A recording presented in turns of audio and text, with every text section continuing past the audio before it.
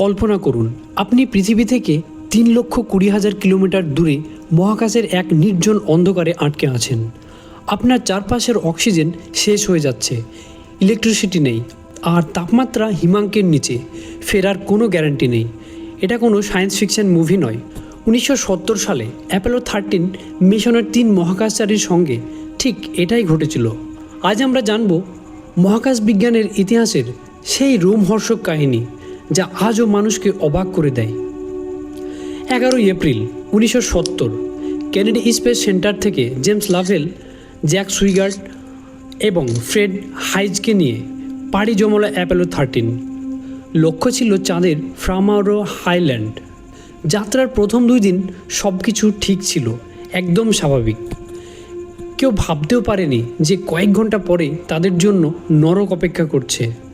যাত্রার 55 ঘন্টা পরে পৃথিবী থেকে তখন তারা অনেক দূরে। গ্রাউন্ড কন্ট্রোল থেকে মহাকাশচারীদের বলা হলো অক্সিজেন ট্যাঙ্কগুলো একটু নাড়িয়ে দিতে।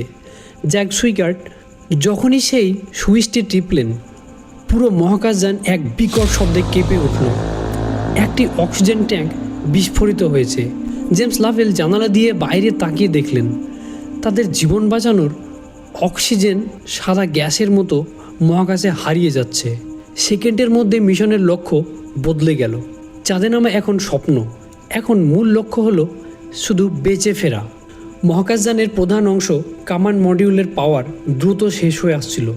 উপায় না দেখে তারা আশ্রয় নিল লুনার মডিউলে, যা আসলে ছিল চাঁদে নামার জন্য ছোট একটি যান। এটি তৈরি করা হয়েছিল মাত্র 2 জনের জন্য, 2 দিন বেঁচে থাকার সামগ্রী নিয়ে। কিন্তু এখন সেখানে 3 জন মানুষ। বিদ্যুৎ বাঁচাতে তারা প্রায় সব ইলেকট্রনিক যন্ত্র বন্ধ করে দিলেন। তাপমাত্রা নেমে গেল 3 ডিগ্রি সেলসিয়াসে। কনকনে ঠান্ডায় কাঁপতে কাঁপতে তারা ঘন্টার পর ঘন্টা কাটালেন। তাদের নিঃশ্বাস থেকে নির্গত কার্বন ডাইঅক্সাইড বিষাক্ত হয়ে উঠছিল। তখন নাসার ইঞ্জিনিয়াররা পৃথিবীতে বসে প্লাস্টিক ব্যাগ আর ডাক্ট টেপ দিয়ে একটি অদ্ভুত ফিল্টার তৈরির বুদ্ধি দিলেন, যা তাদের প্রাণ বাঁচিয়ে দিল।